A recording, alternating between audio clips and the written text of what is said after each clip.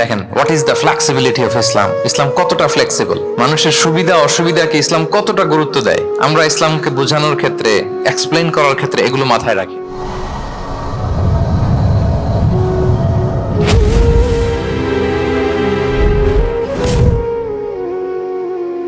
ইসলাম কতটা সহজ আপনাকে শুনলেই বুঝতে পারবেন। এক সাহাবী আল্লাহ রাসূল সাল্লাল্লাহু আলাইহি ওয়া আলিহি ওয়াসাল্লামের কাছে এসে তিনি বললেন, ইয়া রাসূলুল্লাহ হালাকতু ইয়া রাসূলুল্লাহ, হে রাসূল আমি তো শেষ।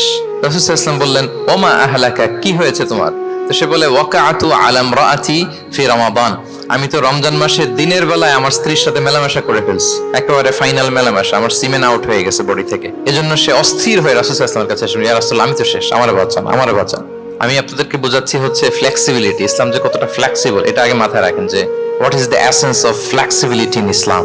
ইচ্ছা করে যদি কেউ রোজা ভাঙে, তার বিধান হচ্ছে তার কাজাও করতে হবে, কাফফারাও দিতে হবে। কাজা মানে একটা রোজার জন্য আরেকটা রোজা, আর কাফফারা হচ্ছে হয় তাকে একটা দাস আজাদ করতে হবে, অথবা তাকে 60টা রোজা রাখতে হবে টানা, অথবা 60 জন মিসকিনকে খাওয়াতে হবে। তো সে যখন এসে বললো, ইয়া রাসূলুল্লাহ আমাকে বাঁচান, কি করবো আমি? রাসূল সাল্লাল্লাহু আলাইহি ওয়াসাল্লাম বললেন, আচ্ছা ঠিক আছে, তুমি এই কাজ করে ফেলছো, তোমার তো পেনাল্টি হয়েছে। তো পেনাল্টি কি? তো বলে যে, রাসূল সাল্লাল্লাহু আলাইহি ওয়াসাল্লাম বললেন যে তুমি একটা দাস আজাদ করে দাও। বলে, ইয়া রাসূলুল্লাহ এই সক্ষমতা আমার নাই, আমি দাস আজাদ করবো কোত্থেকে? আচ্ছা এটা পারবা না, তো তাহলে টানা 60টা রোজা রাখো কাফারা হিসেবে, টানা 60 দিন রোজা রাখতে হবে, রমজান চলে যাওয়ার পরে 60 দিন রোজা, এটা রাখো। বলে, ইয়া রাসূলুল্লাহ এটাও পারবো না আমি। আচ্ছা এটাও যদি না পারো, তাহলে তুমি 60 জন মিসকিনকে খাবার খাইয়ে দাও।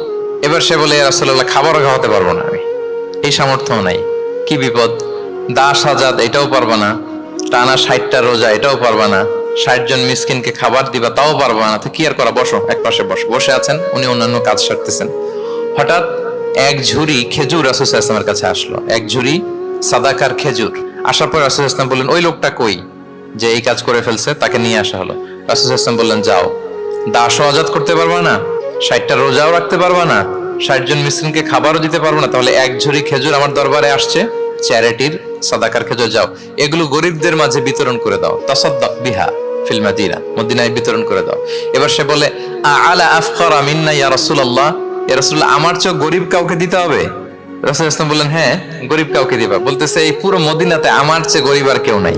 কি বিপদ! তোমার চেয়ে গরিব আর কেউ নাই? বলতেছে, আমি সবচাইতে মদিনায় গরিব। বলতেছে, তাহলে কি আর করবো, নিয়ে যাও বাসায়, তুমি আর তোমার ফ্যামিলির সবাই মিলে এটা খাও। চিন্তা করেন, আসছিল পেনাল্টি দিতে, নিয়ে গেল এক ঝুড়ি, কথা বোঝা নাই, নিয়ে গেল এক ঝুড়ি খেজুর। দেখেন what is the flexibility of Islam. Islam কতটা ফ্লেক্সিবল, মানুষের সুবিধা অসুবিধাকে ইসলাম কতটা গুরুত্ব দেয়। আমরা ইসলামকে বোঝানোর ক্ষেত্রে, এক্সপ্লেইন করার ক্ষেত্রে এগুলো মাথায় রাখি না। রাসূল সাল্লাল্লাহু আলাইহি ওয়াসাল্লামের কাছে আসলো এক ঝুড়ি সাদাকার খেজুর। আসার পর রাসূল সাল্লাল্লাহু আলাইহি ওয়াসাল্লাম বললেন, ওই লোকটা কই যে এই কাজ করে ফেলছে? তাকে নিয়ে আসা হলো। রাসূল সাল্লাল্লাহু আলাইহি ওয়াসাল্লাম বললেন, যাও, দাসও আজাদ করতে পারবা না, 60টা রোজাও রাখতে পারবা না, 60 জন মিসকিনকে খাবারও দিতে পারবো না, তাহলে এক ঝুড়ি খেজুর আমার দরবারে আসছে, চ্যারিটির সাদাকার খেজুর, যাও এগুলো গরিবদের মাঝে বিতরণ করে দাও, তাসাদ্দাক বিহা ফিল মাদিনা, মদিনায় বিতরণ করে দাও। এবার সে বলে, আলা আফকারা মিন্না ইয়া রাসূলুল্লাহ, ইয়া রাসূলুল্লাহ আমার চেয়ে গরিব কাউকে দিতে হবে? রাসূল সাল্লাল্লাহু আলাইহি ওয়াসাল্লাম বললেন, হ্যাঁ গরিব কাউকে দিবা। বলতেছে, এই পুরো মদিনাতে আমার চেয়ে গরিব আর কেউ নাই। কি বিপদ! তোমার চেয়ে গরিব আর কেউ নাই? বলতেছে, আমি সবচাইতে মদিনায় গরিব। বলতেছে, তাহলে কি আর করবো, নিয়ে যাও বাসায়, তুমি আর তোমার ফ্যামিলির সবাই মিলে এটা খাও। চিন্তা করেন, আসছিল পেনাল্টি দিতে, নিয়ে গেল এক ঝুড়ি, কথা বোঝা নাই, নিয়ে গেল এক ঝুড়ি খেজুর। দেখেন what is the flexibility of Islam. Islam কতটা ফ্লেক্সিবল, মানুষের সুবিধা অসুবিধাকে ইসলাম কতটা গুরুত্ব দেয়। আমরা ইসলামকে বোঝানোর ক্ষেত্রে, এক্সপ্লেইন করার ক্ষেত্রে এগুলো মাথায় রাখি না। তাহলে ইসলামের এই যে ফ্লেক্সিবিলিটি যখন কোনো নন মুসলিম দেখে, এই হাদিস যদি কোনো নন মুসলিম পড়ে, আপনি বলেন সে কি আর অন্য ধর্মে থাকতে পারবে? যে একটা ধর্ম এত ফ্লেক্সিবল হয় কি করে, এত ফ্লেক্সিবল? এভাবে আপনি যদি দেখেন, রাসূল সাল্লাল্লাহু আলাইহি ওয়াসাল্লাম খুব সহজ করে দিন ইসলামকে বুঝতে